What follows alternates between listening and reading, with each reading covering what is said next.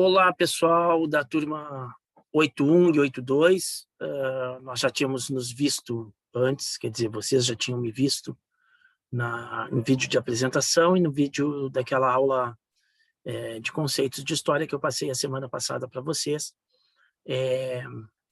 Mas hoje já um contato mais direto, mais específico para as turmas de 8º ano. Pessoal, aquelas atividades que vocês receberam, embora simples, elas são importantes. Aquele mapinha que vocês receberam na primeira semana é importante que esteja na mente de vocês, independente de colorir, das cores e como é que colore. O importante é saber os continentes, porque em história a gente usa muito isso, e no 8º ano, e agora, principalmente na aula de hoje, a gente vai ver um movimento entre os continentes, né? Então, é importante que vocês conheçam os continentes. E segundo aquela aula da semana passada, de conceitos básicos de história, que é uma aula que eu dou para todos os anos, que eu dou aula sempre no começo do ano, porque vocês vão utilizar isso o tempo inteiro em história. Aqueles conceitos de economia, política, sociedade, cultura e religião estão presentes em qualquer texto de história, em qualquer livro de história que vocês possam ler, certo? E estudar. Pessoal, essas semanas agora são feitas para resumo, para um resgate um pouco do que foi o conteúdo do ano anterior. Tá? Eu sei que teve alguns alunos que se esforçaram e fizeram todas as atividades propostas do ano passado. Alguns alunos tiveram dificuldades em fazer as atividades, né, por vários motivos, e fizeram parcialmente, e outros praticamente não fizeram nada. Mas todos foram avançados. Então, vocês avançaram muitos do 6º para... praticamente pularam do 6º ano para o 8º ano, né? Porque vocês, o ano passado mal começou o 7º ano, e quem fez tudo, beleza, tem um conhecimento interessante sobre o 7º ano, e quem não fez está indo para o 8º ano com esta lacuna, com este buraco, este precipício dentro dos seus conhecimentos. Então, o meu conselho para vocês, tá? Recuperem o que perderam, se organizem, não durmam até tarde, por favor. Acordem de manhã, façam as atividades relativas a este ano no turno da manhã, procurem fazer todas as atividades relativas a este ano no turno da manhã, e procurem buscar lá no site que a gente tinha do ano passado as atividades relativas ao ano anterior, certo? Para que vocês não fiquem com essa defasagem, com esse buraco no conhecimento de vocês, e depois não vão ficar boiando aí, perdidos no tempo. Tá certo, pessoal? Vou dar um pausezinho. Eu vou compartilhar com vocês, então, o resumão que eu fiz. É um resumo muito corrido do 7º ano. Esta semana vai a parte geral, e a semana que vem vou trabalhar só Brasil com vocês, certo? Mas tudo dentro do resumo do 7º ano, para que a gente possa ter um ponto de largada para o 8º ano, tá? Para aquele pessoal que fez as atividades e para aqueles que não fizeram, também poder buscar alguma coisa. Para começarmos o resumo do 7º ano, nós temos que partir, inclusive, do 6º ano, voltar muito atrás. Então, deixa eu só abrir aqui, pessoal.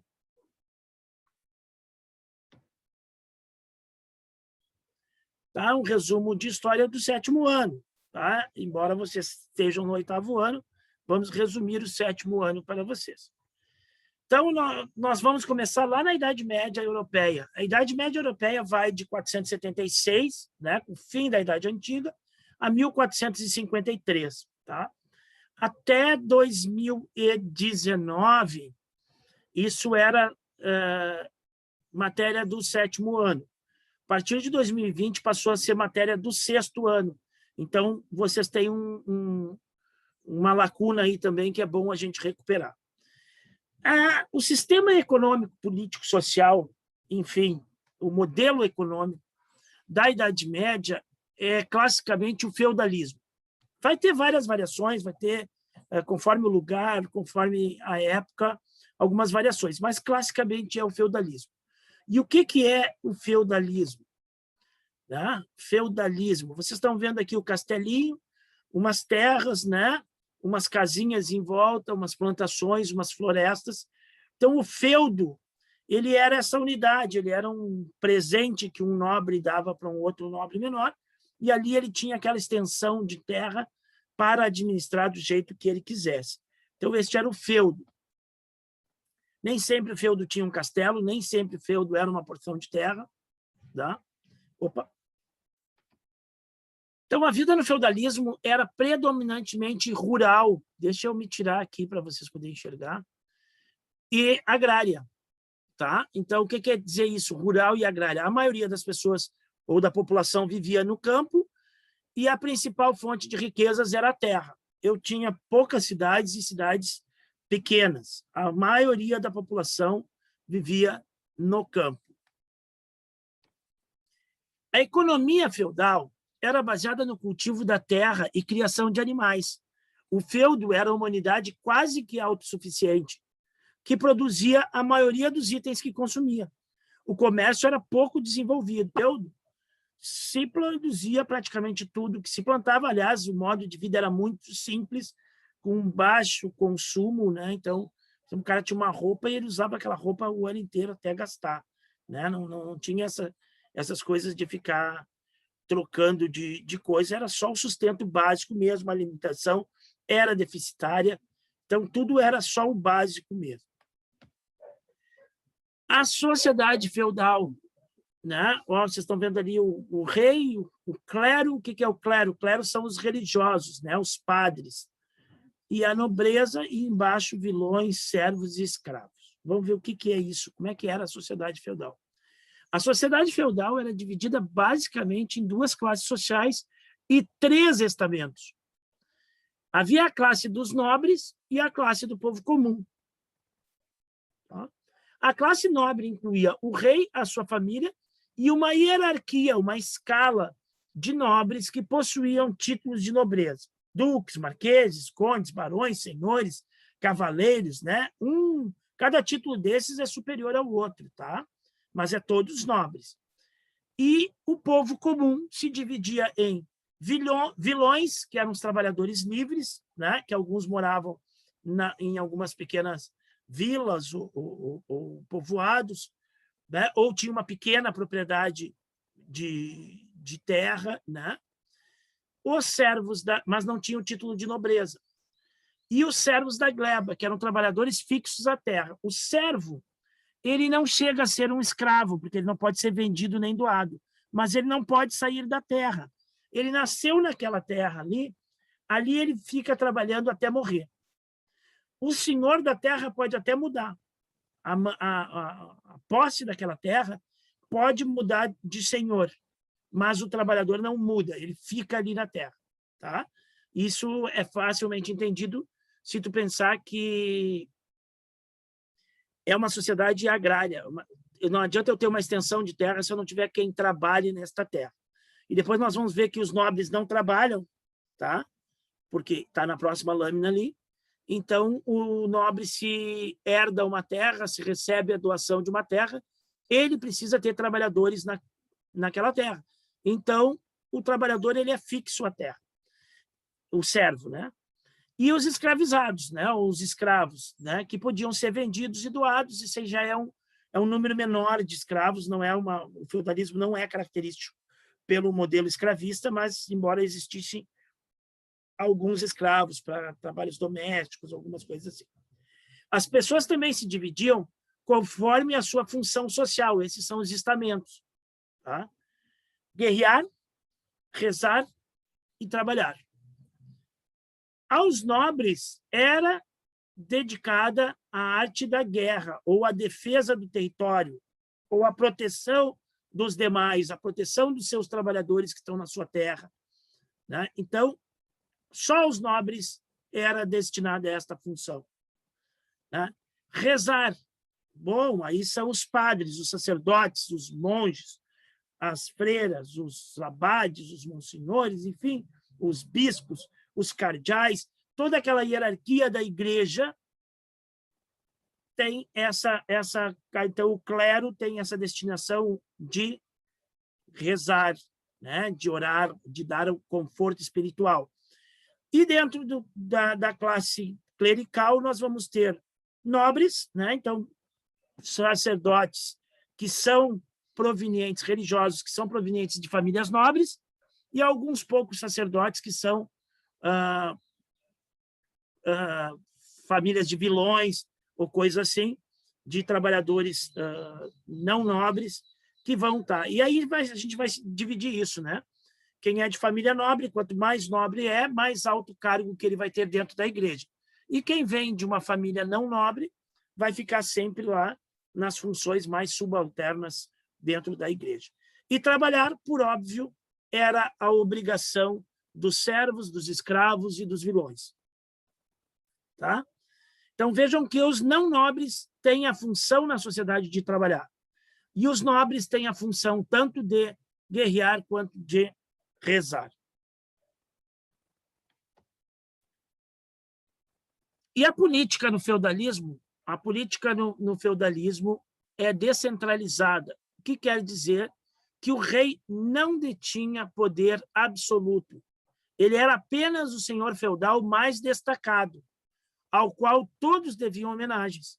Cada senhor feudal exercia o poder em seu feudo, cobrando impostos, fazendo as leis, executando a justiça e armando sua própria força militar.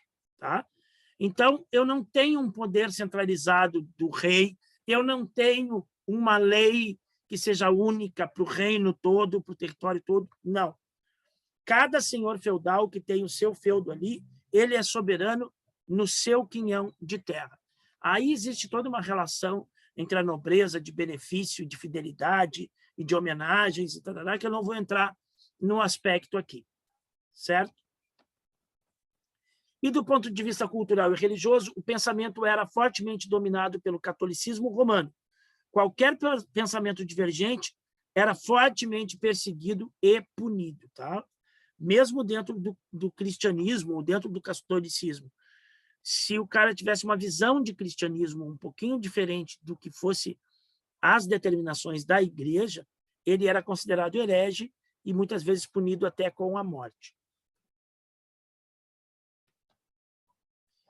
Bueno, é uma sociedade muito fechada, é um esquema muito fechadinho, muito certinho esse do feudalismo. Tá? Então, a partir do século XI, vão ter mudanças a partir do século XI que vão alterar a situação, tá? E vão acabar, ao longo de alguns séculos, esgotando esse sistema do feudalismo. Então, por volta do ano 1000, alguns avanços tecnológicos na agricultura vão desencadear uma série de mudanças que, nos séculos seguintes, enfraquecerão o sistema feudal. Tá? Então, vejam, nós começamos lá em 476, já estamos no ano 1000. Quais são esses avanços? A introdução da charrua, que era um arado de ferro, tá? Que ele vai cavar mais fundo na terra, vai deixar a terra mais macia, mais adequada para o plantio. Né? O uso de arreio de peito alcochoado. Então, os cavalos ou os bois, antigamente, antes disso, eles tinham um atrelamento pelo pescoço. Então, começa-se a atrelar ele pelo peito e com um certo acolchoamento. Então, faz com que eles possam puxar uma carga mais pesada. A utilização de moinhos de água e vento, né, na fabricação de farinha, enfim, facilita o que é plantado ser beneficiado.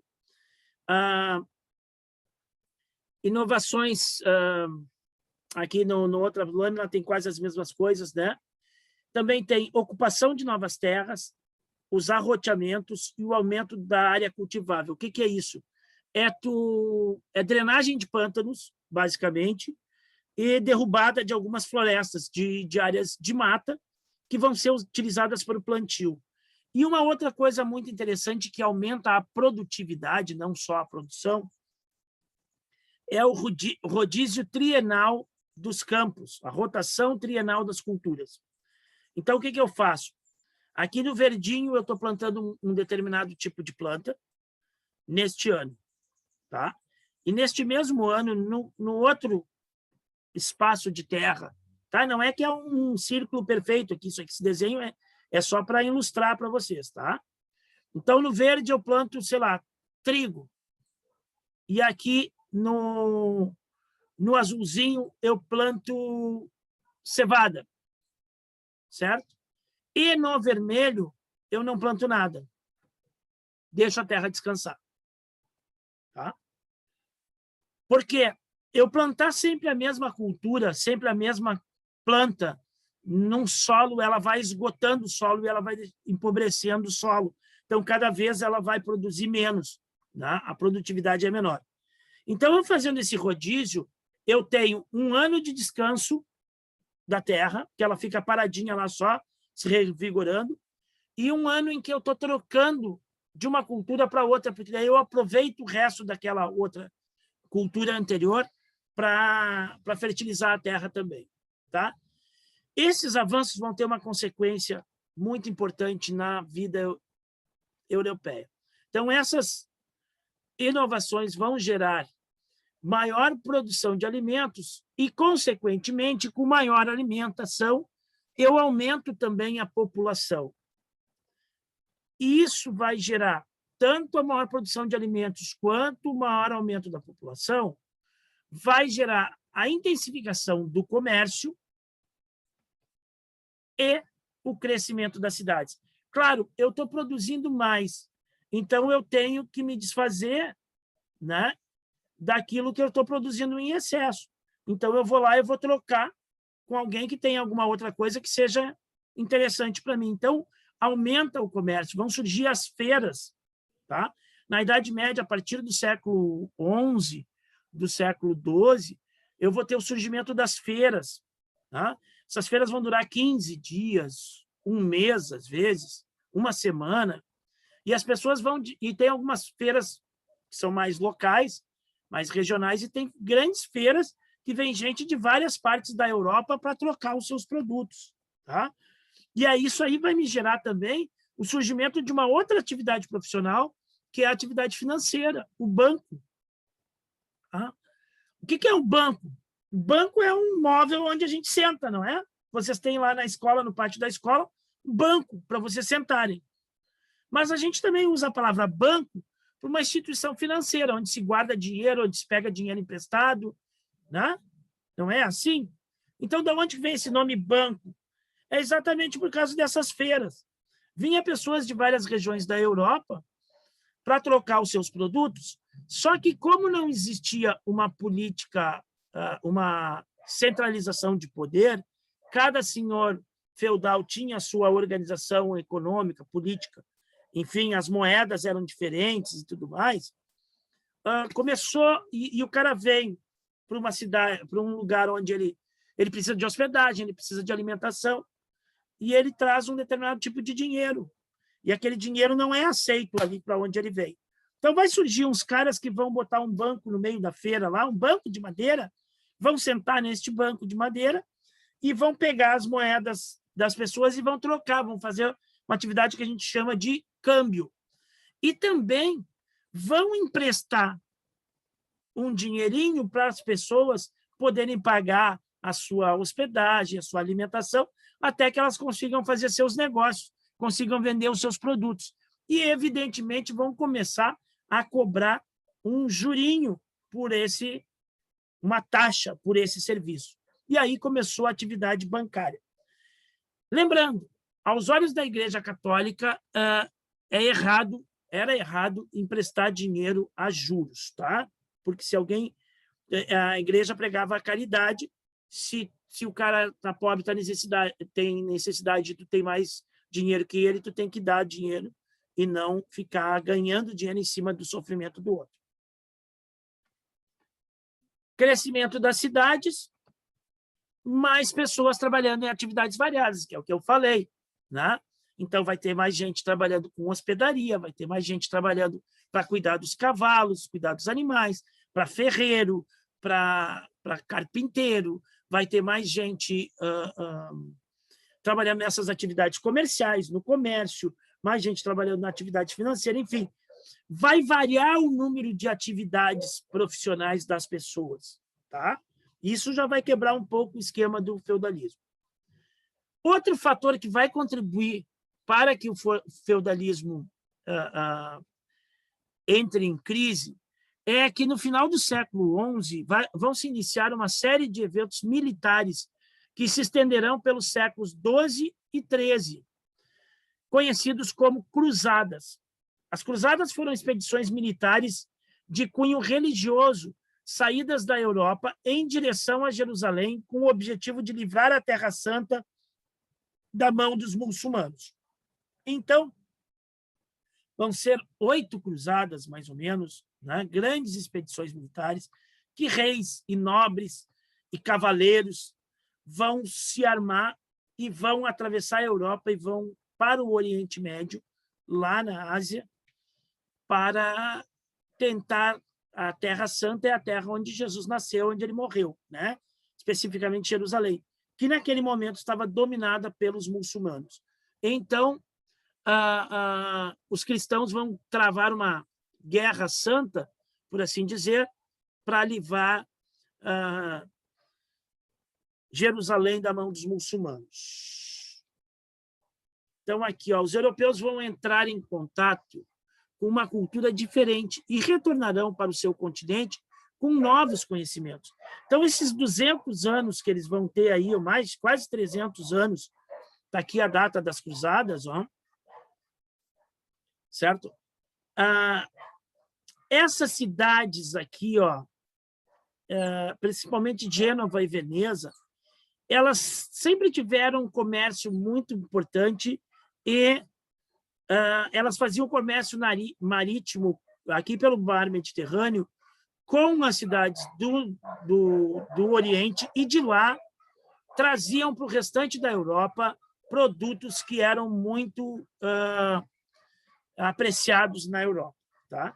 Então, o próprio contato dos cavaleiros, dos nobres, vai abrir um pouco a cabeça deles, porque eles vão, embora eles vão guerrear com os muçulmanos, eles vão aprender muita coisa com os muçulmanos também, que do ponto de vista cultural e intelectual estavam mais avançados do que os europeus naquela época.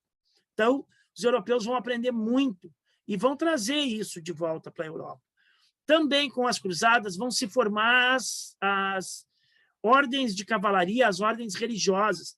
Então, guerreiros, cavaleiros que vão assumir uma vida religiosa, uma vida de monge, vão fazer os votos conforme os outros monges religiosos faziam, só que diferente dos monges religiosos que ficam dentro dos mosteiros rezando, trabalhando, traduzindo Bíblia, traduzindo livros e coisas assim, esses vão ser soldados, mas soldados muito ligados à religião, que é o caso dos hospitalários, os cavaleiros de São João e os cavaleiros teutônicos, e principalmente os mais famosos cavaleiros templários, que vão desenvolver uma atividade bancária muito importante depois na Europa. É eles que vão inventar o cheque, tá? Isso vai mudar também os rumos do feudalismo. Opa. Vamos para o próximo. A burguesia. Todas essas mudanças farão nascer uma nova classe social. Vejam que só tinha 2 classes sociais antes, o nobre e o não nobre. Tá? O nobre e o povo comum. Dentro do povo comum, eu tinha lá os vilões, e eu tinha os servos, e eu tinha os escravos. Pois bem, vai surgir uma nova classe social não nobre também, dentro lá, a partir dos vilões, né? Que é a burguesia. Ela é muito importante para o estudo do 8º ano. Tá? Nós vamos usar esse termo burguesia no estudo do 8º ano. Inicialmente, burguês, o termo burguês era usado para determinar o morador dos burgos. Os burgos eram pequenos povoados ou vilas formadas no entorno dos castelos ou decorrentes das feiras, né? As feiras foram indo e foi se formando uma vila ali em função de ter aquela feira, e ali se chamava burgo esses lugares. Então, o burguês era o habitante do burgo, não é o cara que mora lá na terra plantando, ele mora no burgo. Mas o que acontece? Com essas atividades profissionais que vão surgindo, especialmente o comércio, né? E algumas atividades artesanais que vão evoluir para produção em escala maior, nós vamos ter o enriquecimento de alguns desses indivíduos. Então, alguns caras que se dedicam ao comércio vão enriquecer, vão ganhar dinheiro. Aquele cara lá do banco, lá, né? Daqui a um tempo ele vai largar o banco e vai abrir uma loja, uma casa para ele, e ele vai ser rico e vai botar outras pessoas a trabalhar para ele, né? Ou então o cara que fabricava alguma coisa começa a contratar gente para fabricar isso para ele, né? As manufaturas. Então, esses caras vão virar ricos. E esses ricos, então, com o passar dos séculos, esse termo burguês passou a determinar uma pessoa rica, né? E burguesia, a classe social composta por esses grandes comerciantes, por esses grandes donos de fábrica e pelos banqueiros, tá? Claro, hoje a gente tem tem uma análise um pouquinho mais complexa sobre o que é burguesia, né? Não é todo mundo que tem muito dinheiro que é burguês. Por exemplo, o Gabigol não é burguês. Neymar não é burguês. Ele é rico, mas ele é rico. Ele é rico, mas ele não é burguês, tá? Porque ele não detém os meios de produção. Mas isso é matéria do 8º ano, vocês vão entender isso depois da Revolução Industrial. Muito importante você saber isso, que esta classe que vai surgir lá no século XII, século XI, que inicialmente eram simplesmente trabalhadores, alguns indivíduos vão enriquecer, e aí esses indivíduos que vão enriquecer vão criar uma nova classe social chamada burguesia. Além das mudanças econômicas, sociais e culturais, as transformações na Europa vão induzir também uma mudança política. Tá? E aqui eu botei a fotinho do rei Henrique VIII da Inglaterra, que é um dos primeiros reis absolutistas. Então, qual é essa mudança política? É o fortalecimento do poder dos reis e o surgimento dos estados nacionais. O que é isso? Lembra que o rei do feudalismo não tem o poder centralizado na sua figura? Que o poder ele é fragmentado entre os diversos senhores feudais, e em cada feudo, em cada lugar, o senhor decide. Às vezes tem feudos que têm moedas diferentes, né? Dependendo do tamanho da região, vai ter uma moeda diferente, né? Então não existe uma unificação nacional, certo? Mas o que vai acontecer? Com as cruzadas, vai haver algum enfraquecimento do poder dos nobres, porque alguns nobres vão morrer e não vão voltar, e as suas terras vão ficar meio ociosas, e aí vai ter troca, tem que passar a terra de um para outro e tudo mais, e os reis vão sentir a necessidade de ter um maior controle político da situação, maior poder. E, por outro lado, a burguesia, os comerciantes, querem uma coisa mais organizada, certo? Querem livre passagem para fazer as suas rotas comerciais, querem saber que tem uma lei que é igual em todos os lugares, que não vai, que a cada trechinho de terra que eu ando, muda a lei, e algum lugar não me deixa passar, aí o nobre cobra pedágio, o outro nobre não me deixa passar, o outro nobre me saqueia as minhas coisas, porque o nobre pode fazer o que quiser. Então, a burguesia vai se interessar para que exista um controle centralizado, né? E os reis vão se interessar porque eles vão pegar o apoio financeiro, principalmente da burguesia, para montar exércitos. Tá?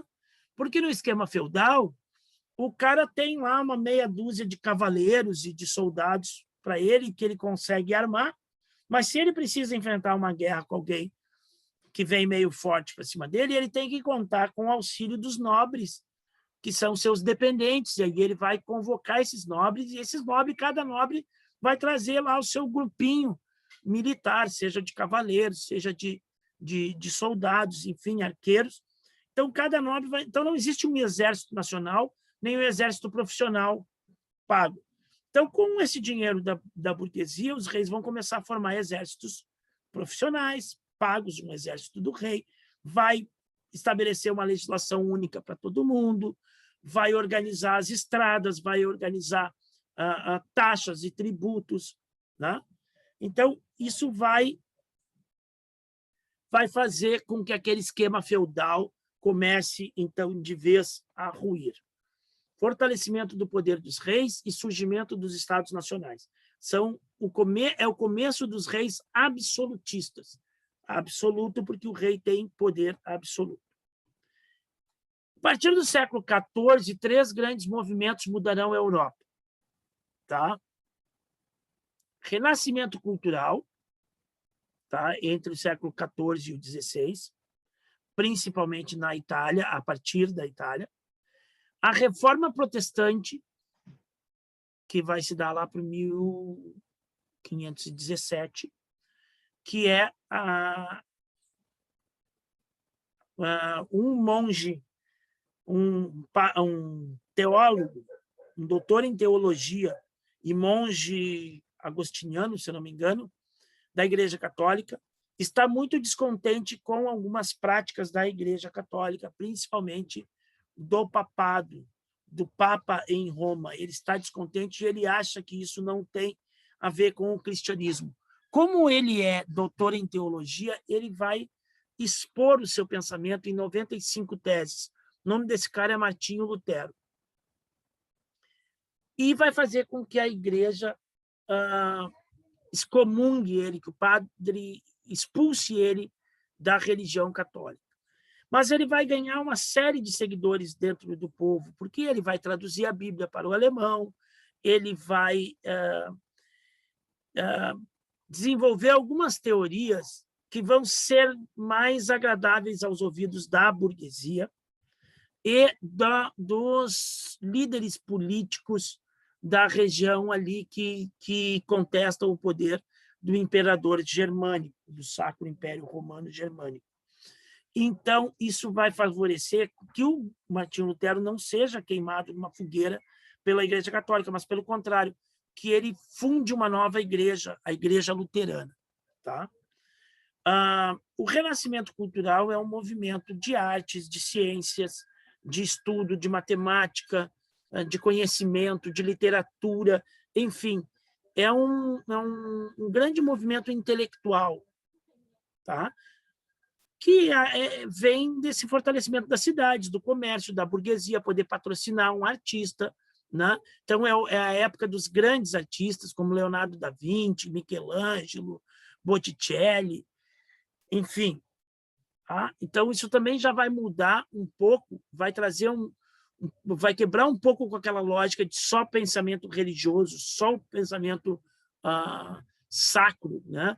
Mas vai abrir espaço também para um pensamento um pouco mais antropocentrista, ou seja, o pensamento do feudalismo é teocentrista. Deus é o centro de tudo e tudo acontece segundo Deus. O homem é uma marionete. E no Renascimento já vai ter um pensamento mais antropocentrista, já vai se usar um pouco mais a razão, a lógica, a comparação, o estudo, a observação, né? E ver que o homem também pode ser ator, né, do seu destino. E o terceiro grande evento desta época são justamente associado a todo o conhecimento, ao contato dos europeus com os muçulmanos, ao dinheiro da burguesia, ao interesse do fortalecimento do poder real e dos interesses comerciais da burguesia, um grande projeto vai ser desenvolvido, que é das grandes navegações. Ele vai começar em Portugal. Os portugueses vão trazer matemáticos, cartógrafos, astrônomos, construtores, vão inventar 2 tipos de navios e vão começar a usar sua experiência de navegação pela costa, que eles já faziam há muito tempo, de pesca e de comércio entre Portugal e Inglaterra, por exemplo, para se aventurar no continente, no Oceano Atlântico. E vão ganhar experiência também, a informação dos pilotos muçulmanos, dos caras que já viajaram por outras partes do mundo. O que acontece? A Europa carecia de produtos chamados especiarias, que eram produtos que eram produzidos lá no Extremo Oriente e que, através de uma longa série de caravanas e de rotas comerciais, acabava chegando na Europa pelas mãos dos comerciantes das cidades italianas, aquelas que eu falei lá, Gênova e Veneza, que, claro, botavam o preço, eles tinham um monopólio desse comércio, botavam um preço muito alto nesses produtos. Depois acontece um outro problema também, surgimento no Oriente do Império Turco-Otomano, e este império vai conquistar a capital do antigo Império Romano do Oriente, o Império Bizantino, que era Constantinopla, e deixa eu voltar lá no mapinha. Aqui, ó. E esse império vai dominar todo o Oriente Médio, inclusive Jerusalém e tudo mais, e vai determinar o fim das cruzadas também, porque vai derrotar os cristãos de uma vez por todas, e vai derrubar Constantinopla e vai bloquear as rotas aqui do Mar Mediterrâneo, as rotas comerciais. Então, vai ficar mais difícil para que essas especiarias cheguem lá na Europa. E os portugueses vão, a partir de várias informações que eles têm, eles vão, se eles contornarem o continente africano, eles vão chegar na Índia, nas Índias, e lá eles podem fazer o comércio diretamente, sem passar pelo Mediterrâneo e evitando todas essas caravanas terrestres e esse monte de intermediários que só vão aumentar o preço dos produtos. E eles vão conseguir, tá? Casualmente, aqui está um navio de bandeira espanhola, tá na fotinho. Mas quem começou o bagulho foram os portugueses, seguidos de perto dos espanhóis, tá? Mas quem fez todo o trabalho pesado, as principais descobertas, foram os portugueses ao longo de mais de 80, 90 anos. Eles começam lá em 1415, invadindo a cidade de Ceuta, no Marrocos, e dali para frente eles começam esse projeto de navegação e vão, de tempos em tempos, indo cada vez mais ao sul da África, estabelecendo colônias, estabelecendo rotas comerciais, né? Descobrindo ilhas, descobriram o arquipélago dos Açores, descobriram o arquipélago das Madeiras, as Ilhas Canárias, enfim. E vão descobrir o Brasil em 1500. Mas eles são seguidos de perto dos espanhóis, e em 1492, um navegador que não era espanhol, o Cristóvão Colombo, mas que está a serviço dos reis da Espanha, vai chegar na América. Na realidade, ele vai chegar nas ilhas ali do Caribe, tá? Na América Central. Por quê? Porque o Cristóvão Colombo, convencido de que a Terra era redonda, os portugueses também sabiam que a Terra era redonda, tá? Durante muito tempo se fez uma falácia, uma fala errada de que o Cristóvão Colombo estava muito na frente do tempo dele, porque ele sacou que a Terra era redonda e que os portugueses ainda achavam que a Terra era plana. Negativo. Negativo porque os portugueses tinham muito mais conhecimento da área de astronomia, de matemática e de tudo do que os espanhóis. Os portugueses estavam mais avançados do que isso. Então, os portugueses sabiam, muito bem sabido, que a Terra era redonda, sim. Tá? Embora o nosso ministro atual das Relações Exteriores ache que a Terra é plana, a Terra ela é redonda. E aí, o Cristóvão Colombo, partindo desse pressuposto de que a Terra era redonda, ao invés de contornar a África, como os portugueses já estavam tentando fazer, ele achou que se ele saísse da Europa navegando reto em direção ao oeste, ele fatalmente chegaria lá no que é o Japão, na China e na Índia. Tá? Ele não estava errado nessa visão dele. Qual é o problema? O problema é que tinha um continente inteiro no meio do caminho, que ele não sabia, mas que muito provavelmente os portugueses já soubessem. Tá? Por isso, o périplo africano dos portugueses. Tá? E aí o Cristóvão Colombo, em 1492, vai chegar na América, vai se estabelecer ali, vai deixar uns uns caras ali, vai formar uma igrejinha ali numa das ilhas, e ele vai fazer 4 viagens ao longo da vida dele, ou 5, para as Américas, né? Além dessa de 1492. E ele vai morrer dizendo que ele chegou nas Índias. Tá? Ele vai insistir que ele chegou, que ali aquelas ilhas da América Central são as ilhas lá do Japão, da costa japonesa, próximo da China, enfim. Tá? Ele vai morrer defendendo isso. Isso é assunto para outra coisa, para outros debates, tá? Não vamos entrar no mérito. O que nos interessa saber que os espanhóis chegaram em 1492 e, em pouco tempo, eles dominaram boa parte do continente americano, a maior parte, quase. Então, após alguns anos explorando as terras do continente americano, os espanhóis encontraram, além de populações em estado selvático, tá? Que é aqueles primeiros índios que o Cristóvão Colombo vai achar lá nas ilhas, eles vão encontrar também no continente 2 grandes civilizações, a dos astecas e a dos incas. E tinha uma terceira, a dos maias, só que ela já tinha entrado em decadência, eles só viram vestígios dessa outra civilização maia. Mas as que estavam em pleno funcionamento eram dos astecas, lá no sul do México, e a dos incas aqui na América do Sul, nos Andes peruanos.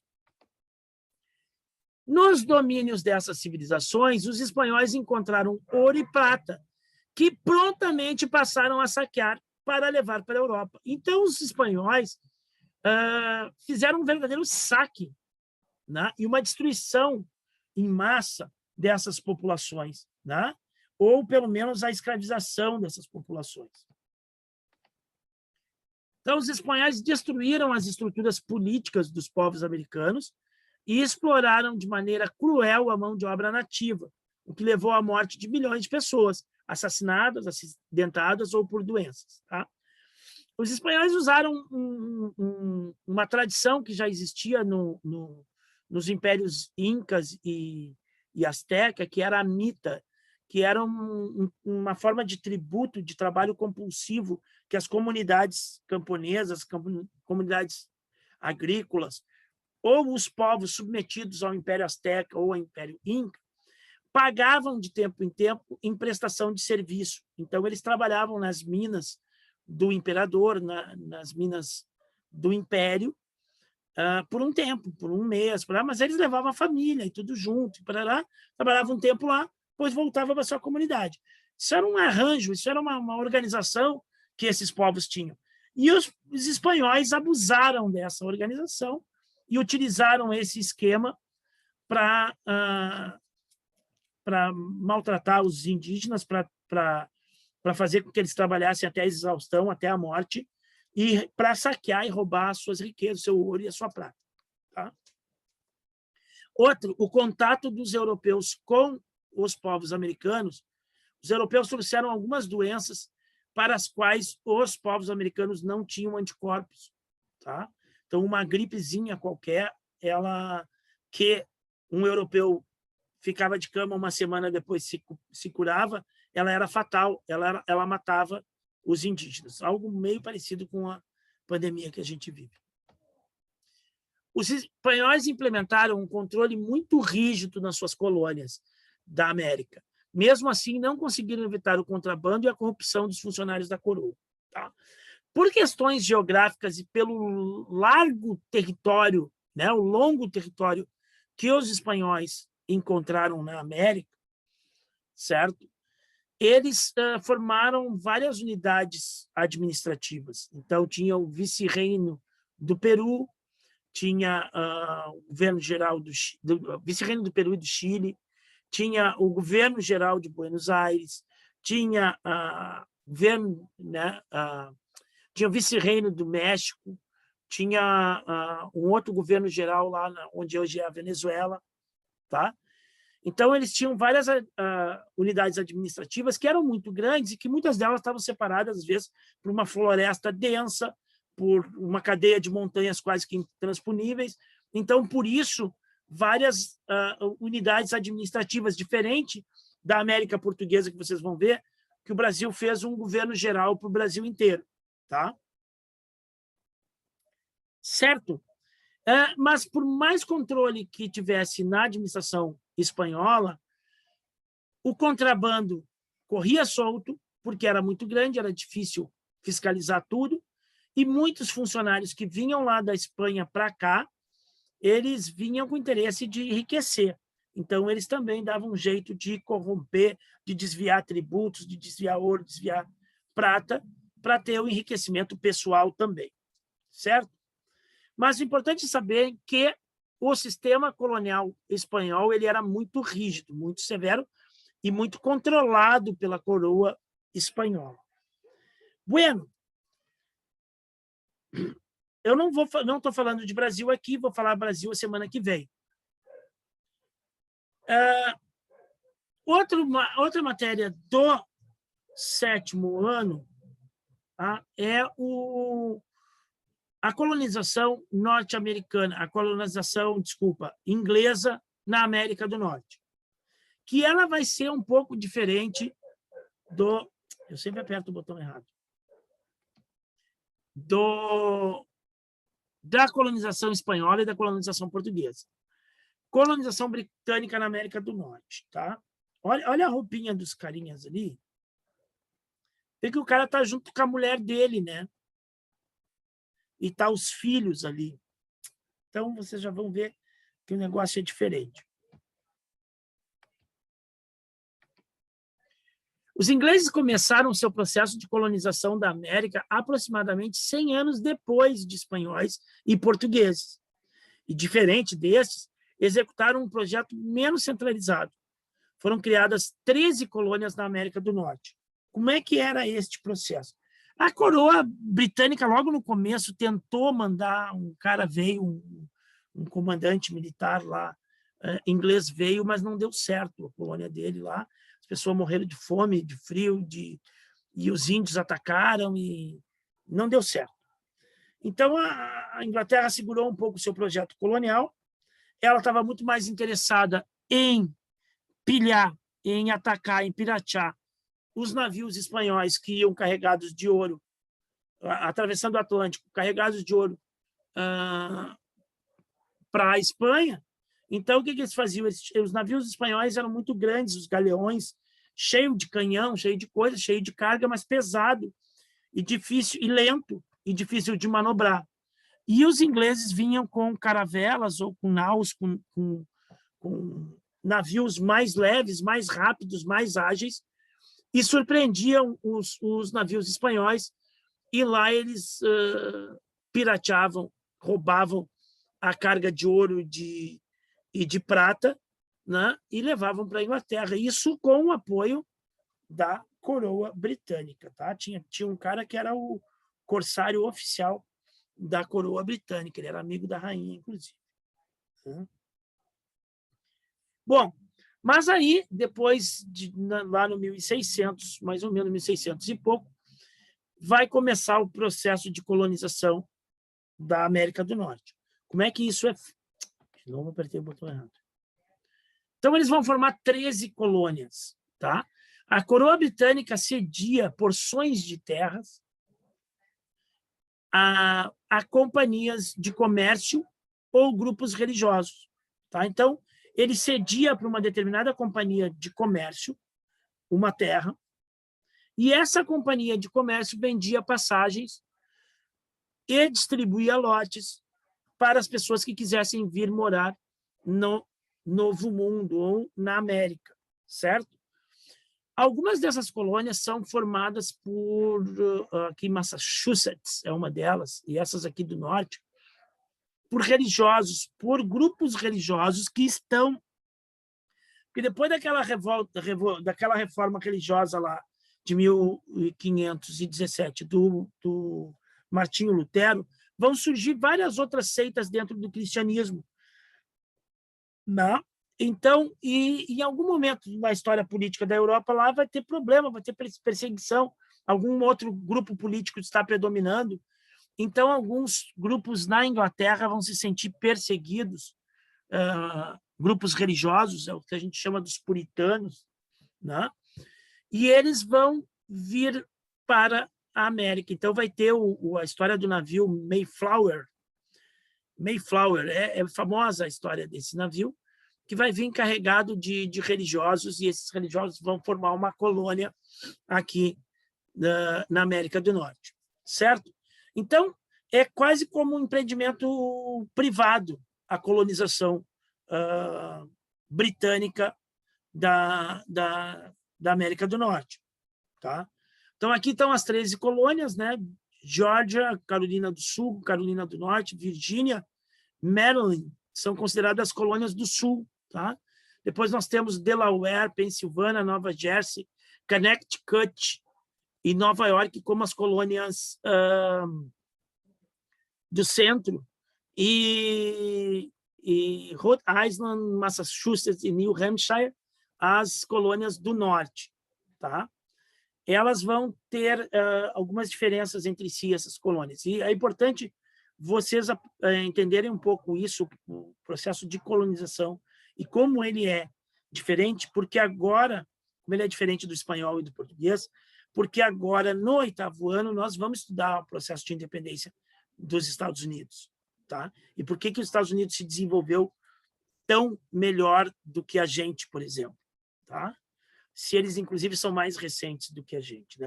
A colonização deles é mais recente do que a brasileira. Então, onde é que está a diferença? Por que os Estados Unidos é uma superpotência e a gente não? Né? Certo? Então, vejam, não era a coroa britânica em si que estava promovendo esses assentamentos. Ela destinava lotes para grandes companhias de comércio que eles iam distribuir lotes de terras para as pessoas. Então, as pessoas compravam passagem nos navios deles e depois vinham aqui, e aí eles dividiam lotes de terra e eles iam colonizar essas terras. Ficou meio ruim de ler aqui, né? Esse aqui, como já estava prontinho, eu peguei já prontinho essa foto aqui. Ó. A colonização inglesa no norte da América, as 13 colônias. As colônias do norte e centro, tá? No que se chama Nova Inglaterra, elas têm uma característica diferente das colônias do sul. As colônias do norte e do centro vão ser colônias de povoamento, ou seja, aquilo que eu disse, as pessoas vêm com as famílias, né? Vêm as famílias para morar e ela vai se dar a mão de obra livre e assalariada. Então, o cara vai ter vão ser pequenos e médios lotes de terra, em que o cara trabalha com a sua própria família e que ele produz ali para o consumo próprio e para o mercado interno, mercado da própria colônia. Tá? Então, principalmente nas colônias do centro, nós vamos ter essa pequena e média propriedade e que elas vão ser um pouco mais agrícolas, um pouco mais agrárias. Tá? Nas colônias do norte, eu vou ter mais a questão da pesca, das manufaturas. O que é manufatura? É fábrica de coisas, sabe? A indústria naval, eles vão produzir navios, barcos, tá? Vão se dedicar também ao comércio. Tá? Então, a característica de pequenas e médias propriedades, comércio, economia internalizada, ou seja, pesca do bacalhau, cultivo de cereais, criação de gado, produção de rum. Boa parte disso para consumo dentro da própria colônia, tá? Ou das colônias, entre colônias. E o comércio triangular, um comércio entre essas 13 colônias, entre a África e entre o Caribe, Antilhas, né? A parte da América Central ali, aquela parte das ilhas no mar ali. Das Antilhas, eles vão buscar o açúcar, né? E o melado, e a cana de açúcar, né? Eles vão fabricar o rum, eles pegam, a partir desse melado, eles fabricam o rum e devolvem lá para as Antilhas o rum. Então, se fala muito do rum lá das Antilhas, lá do Caribe, mas muito deles era produzido no próprio Estados Unidos, né? Nas colônias americanas lá no norte. E da África, eles vão pegar escravos, eles vão trazer escravos. Então, eles vão vender fumo, vão vender o rum, vão vender armas para os africanos e, em troca, vão trazer escravos que eles vão negociar lá nas Antilhas para a plantação da cana e vão negociar nas próprias colônias ali nessas 13 colônias. Para aí, mas é mão de obra livre e assalariada? Sim, não tem quase escravos nas colônias do norte e do centro. Onde é que estão os escravos? Estão nas colônias do sul. A colonização das colônias do sul não é uma colonização de povoamento, mas é uma colonização de exploração. Então, eu vou ter uma grande propriedade de terra, um latifúndio, na mão né, cada latifúndio, cada grande propriedade de terra dessa, na mão de uma família rica, com um casarão, e que vai usar mão de obra escrava africana, vai utilizar a mão de obra de escravizados da África. E vai ter uma economia externalizada, ou seja, a produção a monocultura de exportação. Monocultura de exportação. O que é? Eu tenho uma vasta propriedade de terra e eu planto só uma coisa, eu me dedico a plantar só uma coisa para exportar para a Europa, para a Inglaterra. Estas colônias do sul vão ter, então, uma ligação mais profunda, mais estreita com a Inglaterra, com a sua metrópole, tá? Justamente por causa deste tipo desse modelo econômico, da grande propriedade de terra, da mão de obra escrava e da monocultura, né? Então, eles produziam tabaco, que é o fumo, né, para fazer cigarro, arroz e algodão. Tá? Vejam que já em 1619 eu já tenho a chegada dos primeiros escravos de origem africana nessas colônias do sul.